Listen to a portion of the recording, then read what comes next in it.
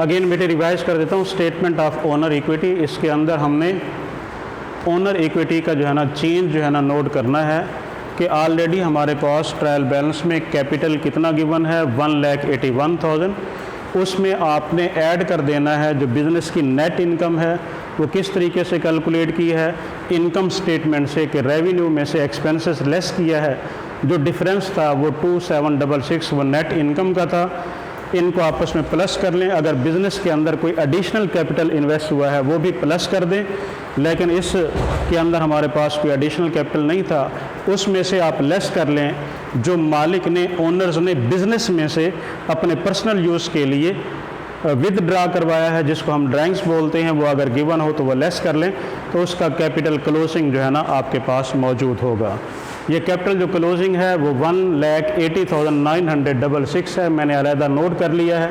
अब इसके बाद जो चौथी चीज़ है इस चैप्टर के अंदर वो है balance sheet, financial position of business, जिसके अंदर हम बिज़नेस के assets is equal to liabilities plus owner equity, जो हमारे पास ट्रायल बैलेंस गिवन है, जो आइटम हमने ऑलरेडी इनकम स्टेटमेंट के अंदर नहीं लिखे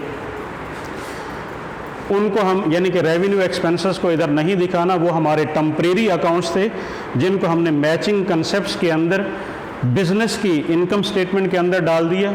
अब जो बिज़नेस की बैलेंस शीट है, फाइनेंशियल पोजीशन है, सबसे पहले नेम लिख लेंगे रॉबर्ट रियल एस्टेट कंपनी, इसके बाद बैलेंस शीट जो चीज़ हम बना रहे हैं, फिर जिस डेट की है अक्टूबर 31/19,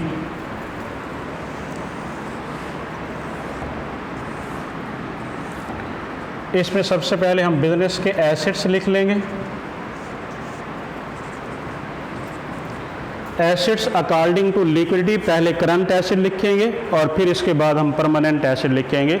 अकॉर्डिंग टू लिक्विडिटी का मतलब ये है कि ऐसे एसेट जो कैश हो या इजीली कन्वर्टेबल इनटू कैश हो उनको पहले लिखें। ऐसे एसेट जो बिज़नेस के अंदर परमानेंट यूज़ होते हैं उनको हम फिक्स्ड एसेट कहते हैं, उनको हम बाद में लिखेंगे। अकॉर्डिंग टू लिक्विडिटी एसेट्स को लिखा जाता है। सबसे पहले एसेट्स के में हमारे पास कैश है 15,490। दूसरे नंबर पे है अकाउंट रिसीवेबल, जो मुख्तलिफ़ कस्टमर से अमाउंट हमने रिसीव करनी है 17,890। इसके बाद हमारे पास परमानेंट अकाउंट है, फिक्स्ड एसेट्स परमानेंट एसेट्स हैं। लैंड जो कि 1,30,000 है। फिर इसके बाद बिल्डिंग है 36,000 है। ऑफिस इक्विपमेंट है,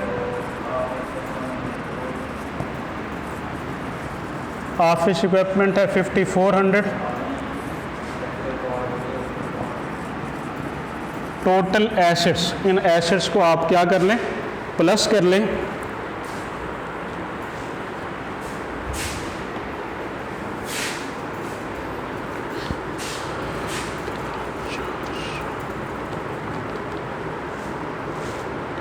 $15,490 plus 17,890 plus 1,30,000 plus 36,000 plus 5,400, total asset 204,780। इसके बाद आप लिखेंगे बिज़नेस की लायबिलिटीज़ प्लस ओनर इक्विटी। अब बिज़नेस की लायबिलिटीज़ सबसे पहले हमारे पास एक ही है accounts payable, accounts payables, accounts payable है 23,814। लायबिलिटी सिर्फ एक ही गिवन है पेबल्स। इसके बाद हम उसकी ओनर इक्विटी को पुट कर लेंगे। जेम्स रॉबर्ट कैपिटल,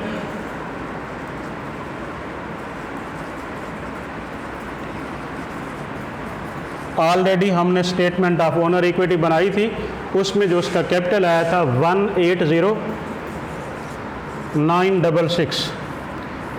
इस कैपिटल में हमने नेट, जो कैपिटल पहले से गिवन था उसमें नेट इनकम हमने प्लस की थी, विदड्रॉ लेस किया था। अब बेटे लायबिलिटीज़ और ओनर इक्विटी को आप प्लस कर लें।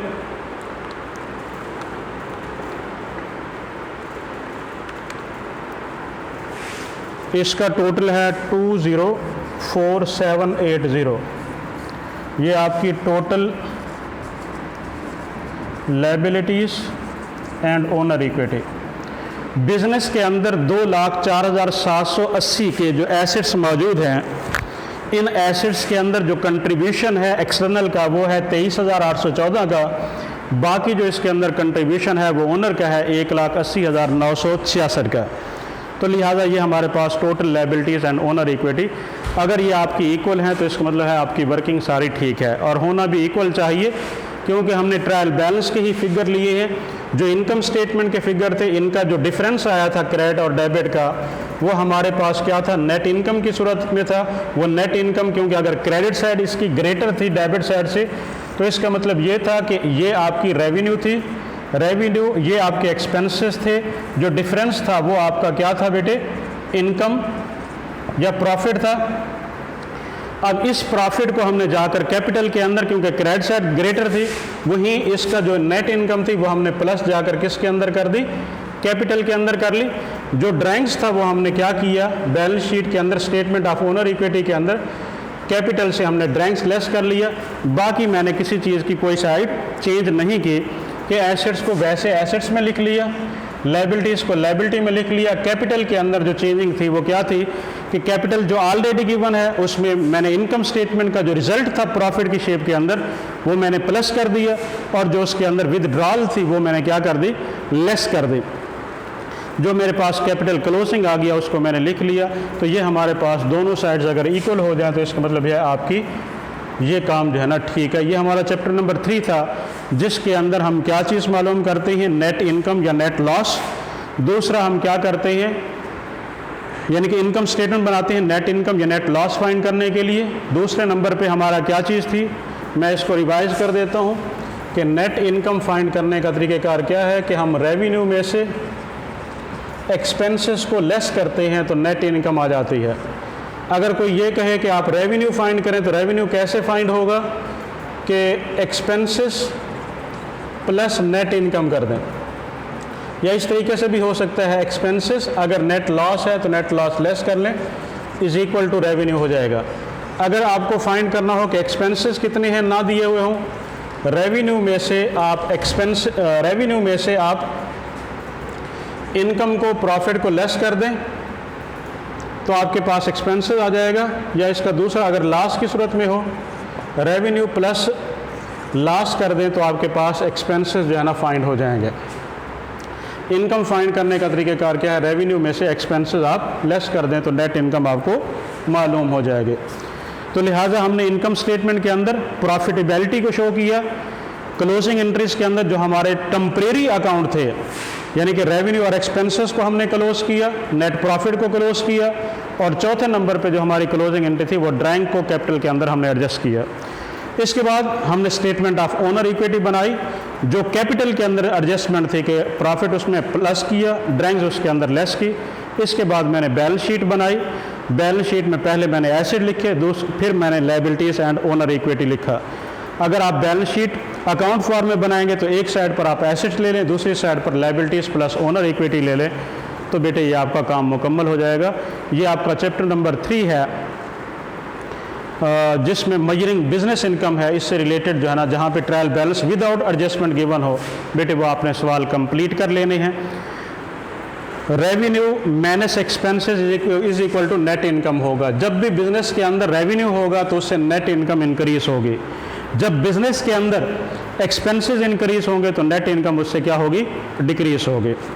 तो लिहाजा बेटे इसको नोट कर लीजिएगा, आपकी बुक के अंदर जो है ना मिक्स एंड मिक्स में ये क्वेश्चन भी मौजूद था। इसके प्रैक्टिकल जो प्रॉब्लम चैप्टर नंबर 3 के अंदर मौजूद हैं उसको आपने कर लेना है विदाउट एडजस्टमेंट। कल जो मैं एडजस्टमेंट के साथ जो है ना आपको समझाऊंगा कि एडजस्टमेंट के साथ income statement, closing entries, statement of owner equity और बैलेंस शीट किस तरीके से बनती है। और ये हमारा था सर्विसेज टाइप बिजनेस की इनकम को, प्रॉफिट को हम किस तरीके से मेजर करते हैं, क्लोजिंग एंट्रीज कैसे करते हैं, स्टेटमेंट ऑफ ओनर इक्विटी कैसे बनाते हैं और बैलेंस शीट किस तरीके से बनाते हैं। अगर आपको कोई एम्बिग्विटी हो तो मेरा जो पर्सनल सेल नंबर है उस पर बेटे आप कॉल कर सकते हैं, मैं आपको बता दूंगा कि किस तरीके से। अगर कोई आपको एम्बिग्विटी हो तो ज़रूर बेटे आप मुझसे क्वेश्चन कर सकते हैं। ओके, अल्लाह हाफ़िज़।